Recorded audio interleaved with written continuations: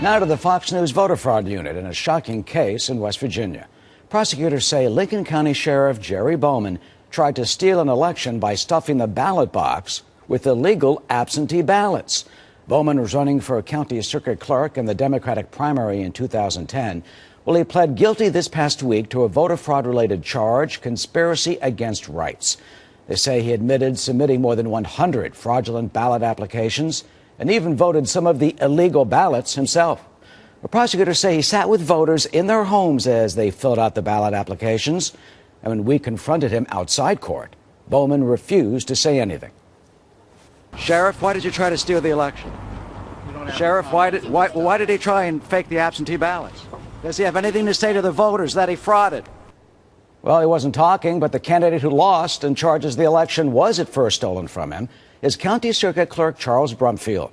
He told us that he was ahead on election night by 235 votes, but batches of new absentee ballots suddenly started appearing out of nowhere all election night until he lost.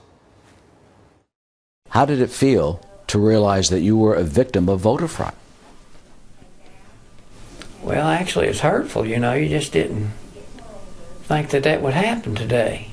In today's society. If you attempt to chip away at our democracy, if you attempt to manipulate the system, then you will face the punishment. Well, a judge later tossed out hundreds of absentee ballots and eventually declared that Brumfield won. Joining us now from Charleston, West Virginia, is the chair of the Lincoln County Republican Party, who's running for sheriff herself, Lisa Ramey. Lisa, welcome. Thanks for joining us this morning. First question, how bad is voter fraud in your county? Voter fraud is widespread in Lincoln County and all of southern West Virginia for many years. The Democratic machine, between 1984 and 1991, we had more than 75 people convicted of various vote buying, fraud, extortion charges. Well, people around the country, they say, well, there is no such thing as voter fraud. They say it's very rare, doesn't happen. What do you say about that? Well, it's alive and well in West Virginia, and particularly in southern West Virginia. What type of tricks have you seen? Well, I've seen slates being passed out. I've seen money exchange hands. I've seen liquor bottles being passed.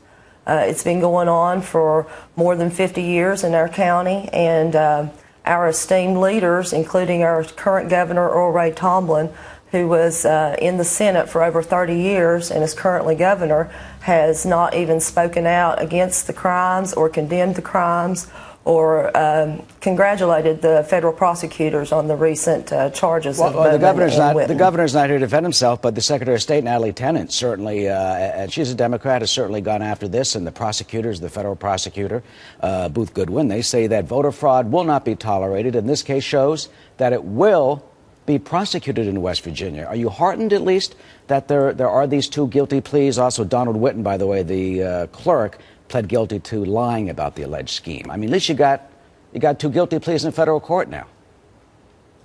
Well, yes, we're hopeful that about the two guilty pleas, but in the prior federal investigations, there's been many people involved, and only a few people get convicted, and the sentences are so light, then the corruption never stops.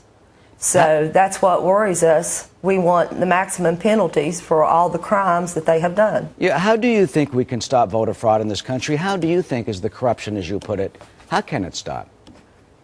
Well, we need accountability all the way from the top down in the United States. And we need accountability. We could implement a voter ID policy program, and we could also encourage our governor to call for the Federal Election Bureau to take over the elections in Lincoln County for a couple of years to regain the public trust. You think the feds should actually come in and take over the elections in your county?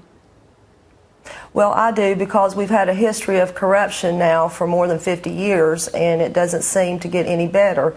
When people get a slap on the hand and not all parties involved ever get sentenced or pay a price for what they've done to the honest people of Lincoln and Logan and Boone and Mingo counties, it doesn't send a clear message enough that this is not going to be tolerated. And finally, Mr. Bowman and Mr. Whitten, they both pled guilty. They'll be sentenced in June. They have both resigned, and they're barred from running for public office for the rest of their life. Do you think this will stop the voter fraud that occurs in your county?